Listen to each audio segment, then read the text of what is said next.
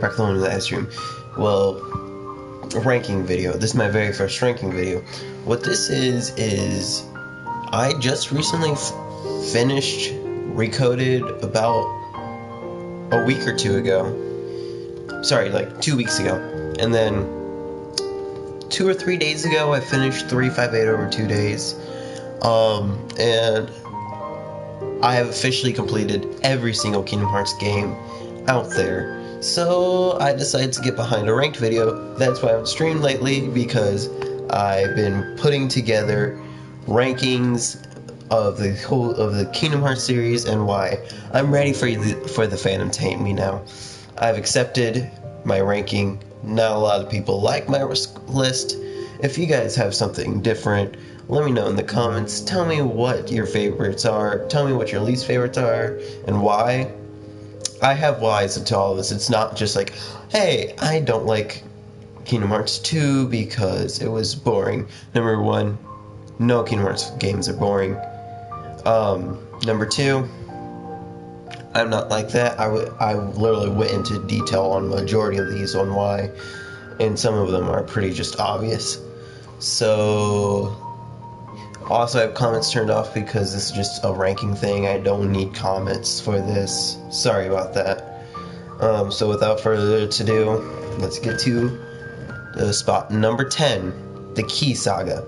Now the Key Saga is made up of a few titles. There was an old browser game named that doesn't work anymore, and I'm pretty sure that was Kingdom Hearts Key. Don't know that for sure. Kingdom Hearts Unchained Key and Kingdom Hearts Union Cross. Those 3 titles are known as the Key Saga. But whenever you talk about, and those were the browser game, the mobile games, they're just because you can't really talk about them without talking the whole thing. They all link together. That's why I put them into one thing. That's why they're known as the Key Saga. You don't really talk about Unchained Key or Union Cross Key at all, like separate. You don't do that. If you hear them call it Union Cross, it's because that's the latest title of what it's called currently. So without further ado, why I don't like the Key Saga. Number 1, Jules. Everybody who plays the Key Saga could agree with me. Jules is pay to play.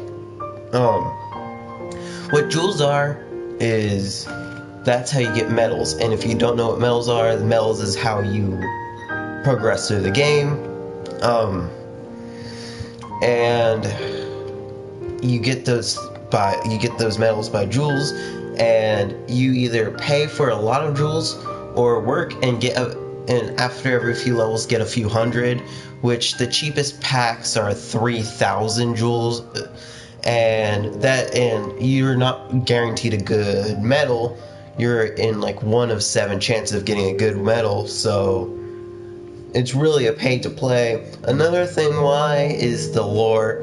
The lore messes with the whole story and lore on Kingdom Hearts. They take the already convoluted plot of Kingdom Hearts and uneatly making it more convoluted.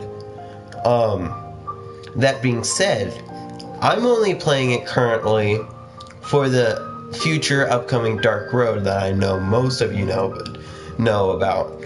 And that's why the Key Saga was so low in number 10.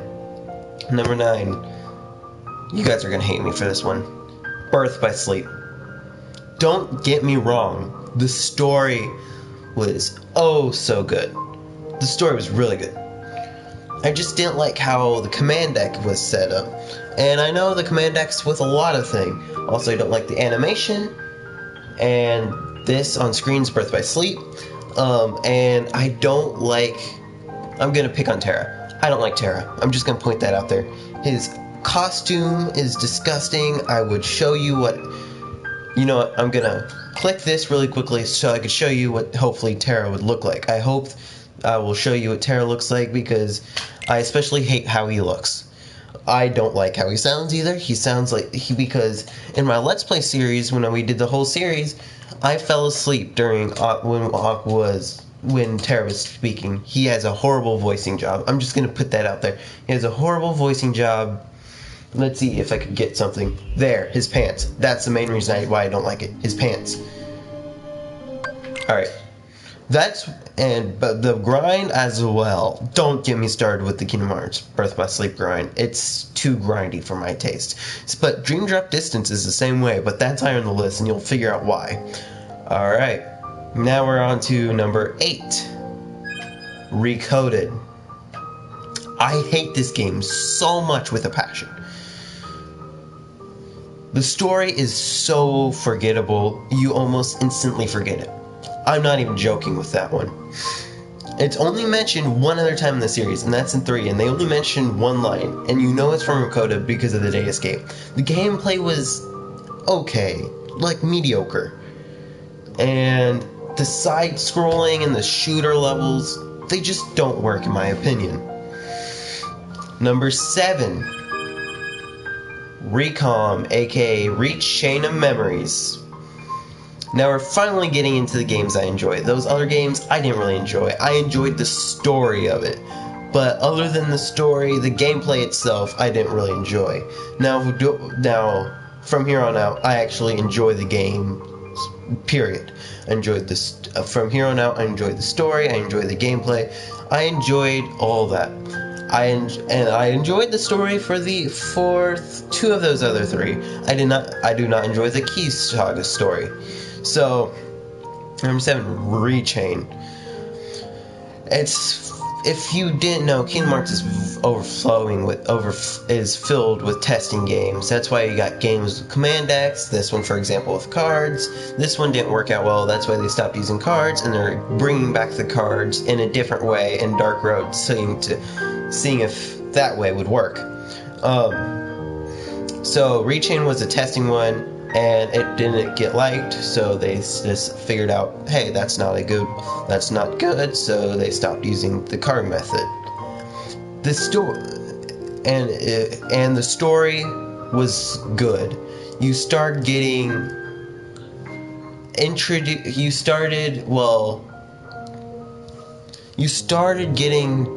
noticed by the Dark Cloaks. That'll be explained soon. It springs in that unaware suspension of what these guys are doing with the Castle Oblivion, and to find is to lose, and to lose is find, and all that stuff. And I enjoyed the gameplay because it was different. It's completely different from any other Kingdom Hearts game. Alright, 0.2. I cannot change the screen because that's in a completely disc. 0.2, Birth by Sleep, a fragmentary passage. I enjoy this game, and I know it's only 2 hours long.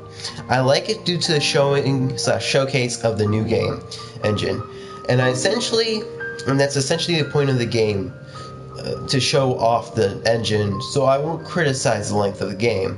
I like it because of its looks, and it's the first game with the Kingdom Hearts game with the engine, so they were figuring out all this to do, and I thought it looked really nice. Dream Drop Disc also on this game, so I can't change screen. Dream Drop Distance. I enjoyed the story so much. I thought Dream Drop was really when the plot of Kingdom Hearts got convoluted, and that's when Kingdom Hearts really takes off, when the games get convoluted.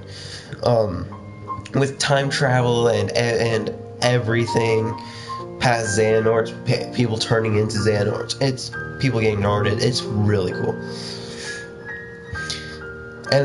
And my issue with it is it's so grindy. I have that issue. That's what with Birth by Sleep. Now I'm gonna explain why this one's higher, and it's because of flow motion.